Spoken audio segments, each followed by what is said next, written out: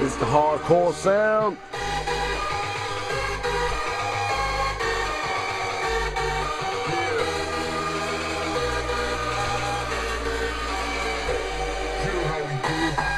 You know how we do. Son? Damn. You know how we do up in NYU.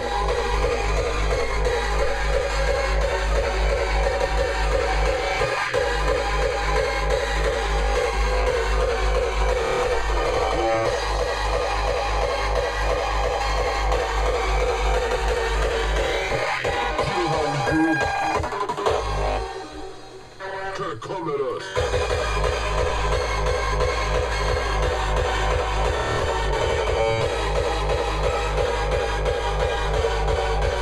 I'm getting fucked up.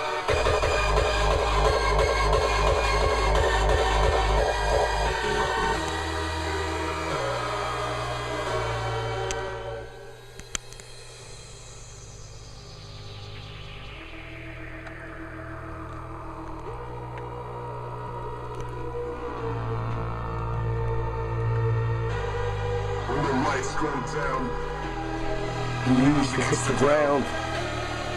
No need for explanation, it's the hardcore sound. The hardcore sound.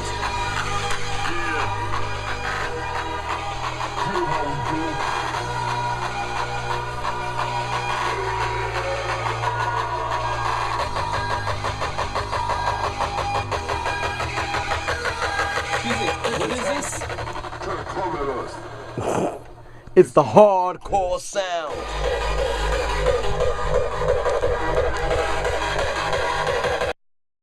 It was an awesome set. I hope my listeners enjoyed it as well. Or did not turn off their radio. Hopefully did not. I didn't scare people away. Didn't run away without even turning it off somewhere else, some other room, some other space.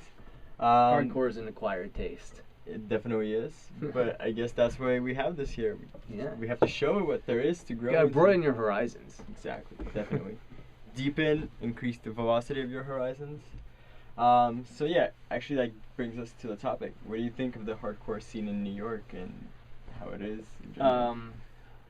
See, when it comes to like the hard music in New York and in the US, the kids who are into it, they love it. Like, they're die hard for it. But like I said, it's an acquired taste and it's a hard sell.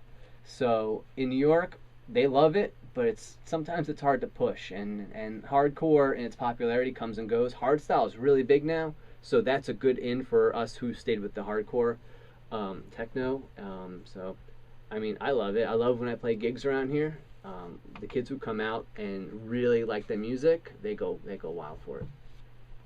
Yeah, we kind of talked behind the stage, so to say, with Howard. So like he plays a lot around the U.S., at least as far as I know. I've listened to him in Philly a month ago. We established, and then he's been in Detroit some time ago as well. Yeah, I was in Detroit in February. I think Philly and Detroit in Philly. Yeah, I was in Boston like right before that. I was just driving all around. Well, I flew to Detroit. I didn't want to drive there. I've done that before, but yeah, I'm all around.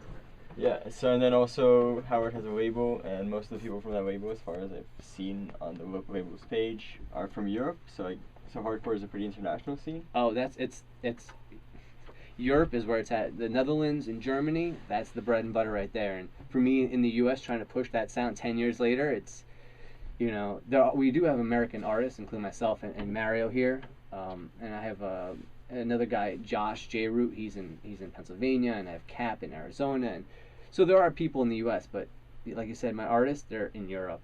I have Netherlands, Germany, Spain, Sweden. They're all over the place. So I don't discriminate. do they like to come to New York? Is that like a destination for them, or is it? Oh just yeah, like... they all want to come to New York. But the funny thing is, like, I look at Europe and I'm like, why? Huge festivals, like every night. Well, not every night, but like on a Saturday night. Grew up on GABA, right? Yeah, right. So on a Saturday, they can go to 3 or 4 different parties with huge headliners, right? And you come to New York and we'll have like someone like me, or maybe we'll get someone out from like other part of the U.S. Like it's so small, but they want to come because it's New York, it's New York City, and it sounds exciting. So they all want to come here, and I'm always like, you're welcome to, but you know, don't be surprised, or you know, don't be upset when it's not what you're used to. Yeah, I would guess yeah, because I remember from back home, it's like more stadium parties. Here it's like all about the little clubs and so on. Yeah, like techno scene, I guess. It's definitely an underground scene here, which I like. Coming from punk and hardcore and metal, like everyone's all about the underground scene. So I love that in New York, it's still kind of like an underground culture. It's not popular. So we kind of have that grassroots and that brotherhood of it. You know what I'm saying? Like, yeah.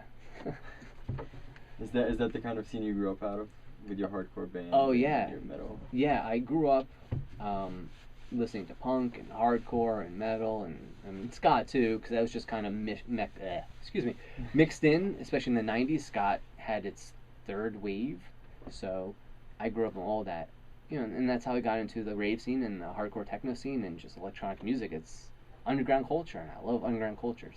Yeah. Do you ever merge with other underground electronic music scenes? Because a few months ago I had a psytrance DJ coming up, and then I have another hardcore guy, and then 2 years ago I guess I had Adam X perform here. Oh, as well. nice. Yeah. So are those scenes do they interact? Oh, well, definitely Adam X. He's techno, but he's like industrial. Yeah. So there is some crossover to it. You have someone like Lenny D, who is the guy who brought hardcore techno gabber to the U.S. 25 years ago. But, you know, you can grab him one night and he's playing, and the next night he's playing the coolest techno. You know, so yeah, there's a lot of crossover. I love techno. We've released a few techno albums on the label. I have some of my hardcore artists. They would do like a hardcore song. I have Mr. Madness. He's in Slovenia. He did a release with me called Burn It, and one song is the song he and I did, and the second song is called Roots, and it's just like a boom ticka boom ticka boom ticka boom type of techno. Love it. So yeah, there is a crossover. Awesome. And especially like when you play at a party, an event, it's not all hardcore. You're gonna get techno, you're gonna get house, you're gonna get hardcore and hardstyle, you're gonna get drum and bass, and sometimes not in the right order, but it's all there, you know. Yeah, definitely the variety always helps. How do you, because since as you say, like your main population, I guess, kind of lives in Europe, how do you find those artists and how do artists find you? Well, we released music in Europe, so I bet a lot of the people look and see Hard Cryptic Records, which is one of our labels. They might see it and say, oh, Dutch guy, let's hit him up. And I get emails in Dutch. And I'd be like, Google Translate. I do not speak Dutch. Or I hit up one of my guys. I have a guy, D-Version, which I played one of his tracks that Mario and I did. I go to him and be like, translate this for me? What is he saying? Can you answer him? Can you talk to him? Oh God, what was I even saying? What was your question? The question was how do you connect to artists? Oh yeah. So I mean, the internet is fantastic. You know, from day one of opening the label and just being a musician and a DJ, email, websites. Now we have Facebook. Before it was MySpace. Before that was Friendster, and and there was even before that, when I was younger, there were BBSs. If you're familiar with that, Not even though. Oh, okay. That was kind of pre-internet. So there's always been ways to connect. So, and I'm kind of quiet and kind of keep to myself, but email allows me to reach out to people who I would never speak to in person because I'm intimidated and shy. So even like our second vinyl record, we went to a label called Trackstorm in Italy and said, hey, we would like a remixer from your label. Do you have anyone you recommend? We got a guy named Amnesis who was just coming up. Like, he was just putting out all these big tracks. And, all of a sudden, we put out a record. Dude, it's charting. The remix for this guy, So, yeah, to get what you're saying is just email and just kind of reach out and connect and network and all those things. Internet is great. Saves me on phone bills. Yeah, it sounds fascinating because like I see you guys and then I think of all these musicians and stuff that I listen to, and it's just like think of them as people. It's like something. It's a whole different perspective. Yeah. So that's why you forget they're people, right? Exactly. It's just like I've become buddies with all these guys who years before I'd be holding up a vinyl record and being like, oh my god, I love this guy. Oh, he must be a rock star, and he's like, hey bro. And then we just like talking about like their families and like their music and fishing. I don't mean I'll fish, but like you just start like, oh my god, this person's. They have hobbies as well. Oh my god! Right?